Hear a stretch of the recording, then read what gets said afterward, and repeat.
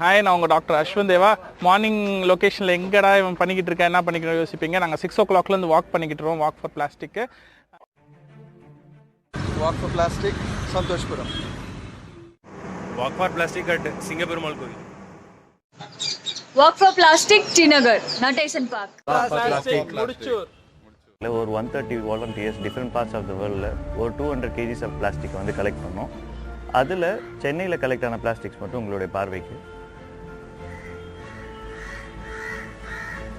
130 வாலண்டியரால் இவ்வளோ மாற்றங்கள் கொண்டு வர முடியும்னா 8 கோடி தமிழர்கள் சேர்ந்தால் என்ன ஆகும்? 100 கோடி இந்தியர்கள் சேர்ந்தால் எவ்வளோ விஷயங்களை கொண்டு வர முடியும்? இல்லை 8 பில்லியன் பாப்புலேஷன் மனித இனமும் ஒன்று சேர்ந்தால் எவ்வளோ மாற்றங்கள் கொண்டு வர முடியும்? என்னை பொறுத்த வரைக்கும் 130 பேரால் முடியும்னா உங்களாலையும் முடியும் மாற்றத்தையும். ஸோ வாங்க நம்ம வாலண்டியர்ஸ் கிட்ட பேசுவோம். ப்ரோ உங்கள் பேர் சொல்லுங்கள். Hi, my name is Kamlesh. It's a great initiative by GOWTHAM and other volunteers. Do join, guys. Hi, I am Ravinder. I am from Tamram. இப்போ பார்த்தீங்கன்னா இந்த வாக் ஃபார் பிளாஸ்டிக் டீம்லேருந்து நாங்கள் இன்றைக்கி முடிச்சூர் பிளேஸில் வந்திருக்கோம். இப்போது இதோட பர்பஸ் என்னென்னா, இந்த பிளாஸ்டிக்கெல்லாம் கலெக்ட் பண்ணி பேரூராட்சியில் ஒர்க் பண்ணுறாங்க அவங்களோட ஸ்டூடெண்ட்ஸுக்கு வந்து ஹெல்ப் பண்ணுறதுக்காக தான் இந்த வாக்கை நடத்துகிறோம்.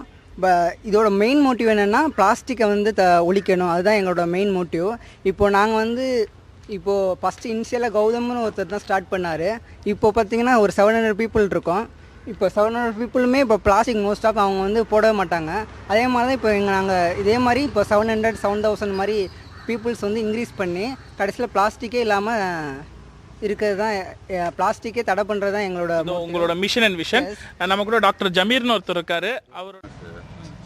நான் டாக்டர் ஜமீர். இன்றைக்கி வந்து வாக் ஃபார் பிளாஸ்டிக்காக வந்திருக்கேன். இல்லை பிளாஸ்டிக் கீழே போடுறதுனால ஒரு சில தண்ணி கூட தண்ணி கீழே போகாமல் ஃபுல்லாக அப்படி மேலேயே இருந்துடும். எல்லா தண்ணியுமே கடைசியில் தண்ணி இல்லாமல் கஷ்டப்பட வேண்டியது தான். தயவு செஞ்சு பிளாஸ்டிக் யாரும் கீழே போடாதீங்க.